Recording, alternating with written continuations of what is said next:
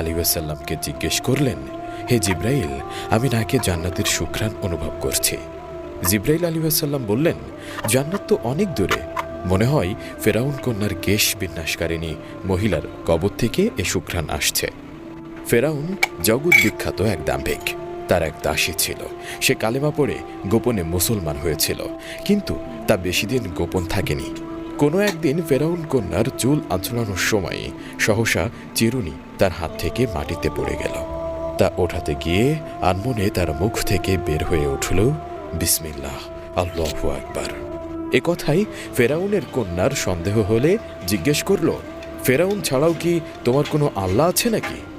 দাসী জবাবে বলল, আমার আল্লাহ সেই যে ফেরাউনেরও আল্লাহ।